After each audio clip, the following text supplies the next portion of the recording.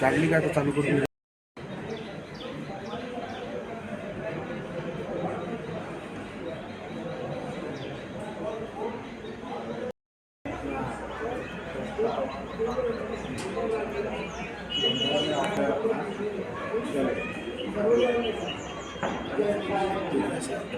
अनौपचारिक रूप से कभी खाली करनी है लेकिन फ्री हो जाए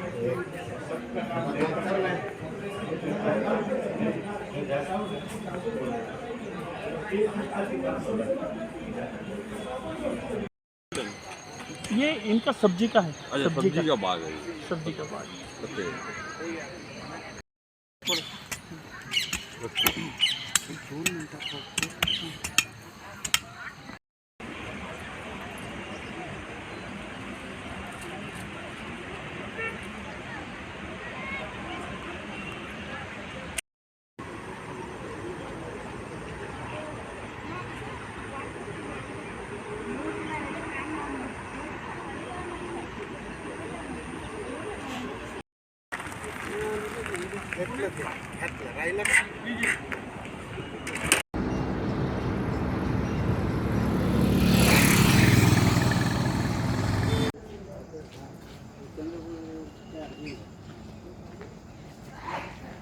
टाइगर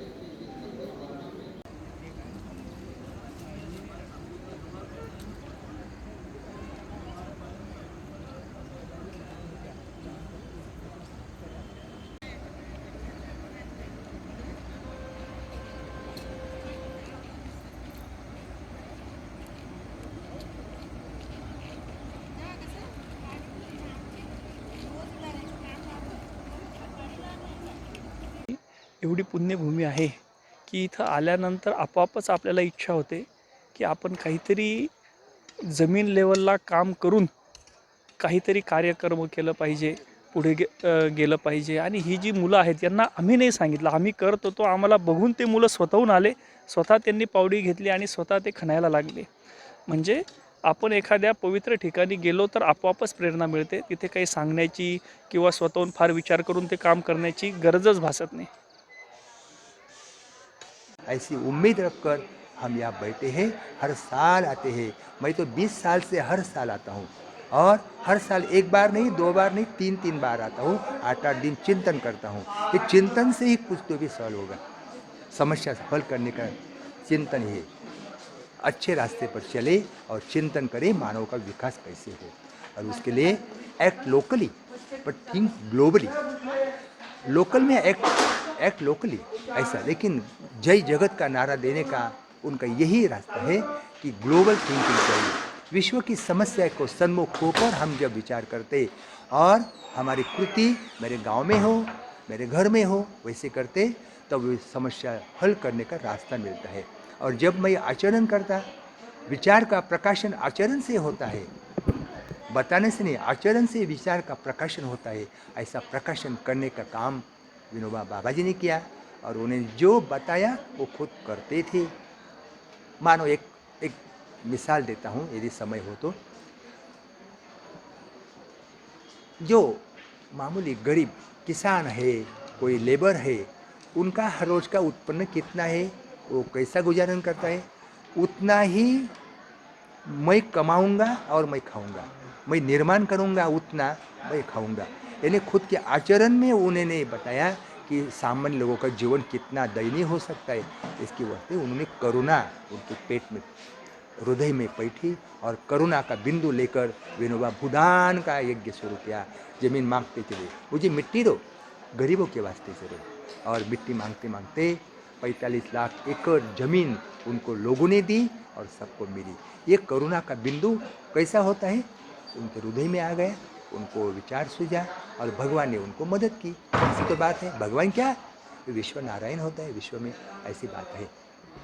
आपने पहले बहुत अच्छी बताई कि फॉलोअर होने के नाते अभी क्या स्थित्यंतर हुआ है।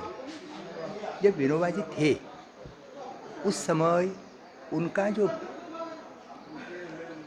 विचारों का जो प्रकाशन था उस देह के वास्ते सीमित होता था। अभी उनका महानिर्वाण होने के बाद वो असीमित इन्फिनिट हो गए और हर एक को उनका विचार मन में छूता है। वो अव्यक्त रूप में हर एक में समा गए हैं जिसने उनके ऊपर श्रद्धा रखी है। श्रद्धा का भाव है और लोग ज़्यादा आने लगे। विनोबा थे उस समय से ज़्यादा लोग आने लगे और वो प्रकाशन होने लगा। एक बात अब शांति के बाद बताएं, यह शांति मिलती है ये तो वैचारिक बात है श्रद्धा की, ये तो स्पिरिचुअल नॉलेज ऑफ स्पिरिट है यहाँ। और शांति क्यों मिलती है? यहाँ कर्म का, ज्ञान का, उपासना का एक क्षेत्र बन गया है। विनोबा जी ने यहाँ उनकी ज़्यादा से ज़्यादा आयु में यह कर्मयोग अपनाया, श्रम कहते हो, ध्यान किया, तप किया और सबको बताया। इसके वास्ते यह शांति मिलती है। शांति कब मिलती है?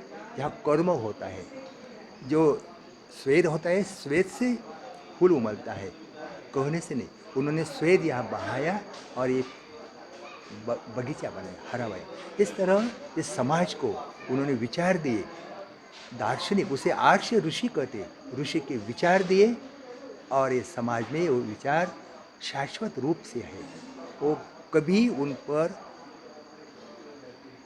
गिरेंगे नहीं, काल का प्रभाव नहीं होगा।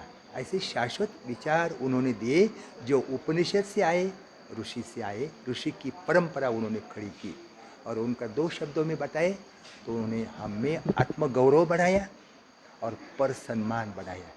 और इससे मानव मात्र में जो भेद निर्माण होते हैं वो भेद के कारण ही समस्या प्राप्त होती है। विश्व की सभी समस्या मानव मात्र में भेद, मानव मात्र के मन में भेद है और समस्या खड़ी हो गई। वो मन में भेद न रहे, मन से ऊपर रहे और एक चित्त निर्माण की प्रक्रिया की प्रयोगशाला ये ब्रह्म विद्या मंदिर है, विनोबा का आश्रम है। इसमें से एक सामूहिक चित्त निर्माण होगा और ये चित्त का जीवन बिताना चाहते थे। माने देश सेवा में, जन सेवा में, जनता ही जनार्दन सेवा होना चाहिए ऐसा सोचते थे। लेकिन वो विनोबा जी का ये विचार जो हमको मिला वो बहुत प्रेरणा हमको उससे मिली। क्योंकि गरीबों को जो ज़मीन मांगना और उनको इतना ज़मीन मिलना और वो गरीबों को बांटना, गरीबों को जो ज़मीन मिलता था तो वो हमको बहुत अच्छा लगा। तो उससे हमको बहुत प्रेरणा मिली थी। तो इस दृष्टि से हम अपना सारा छोड़ करके इस आंदोलन में आए थे विनोबा जी के इसमें। तो उसी प्रेरणा से हम अभी तक भी वही प्रेरणा हमको काम देता है, प्रेरणा वही रहती है। तो इसलिए उसी प्रकार का हमारा ये है। ठीक है कि नहीं? वो झाड़ू लगा रहा है, साफ कर रहा है, संघर्ष बैठे हुए ये सारा काम करता है। इसीलिए बुद्धि का विकास होने का प्रश्न ही नहीं है, चलता रहता है। पुस्तक तयार आहे, त्याची बघा म्हणजे काय आता एवढी सगळी हिस्ट्री कशी काय करणार?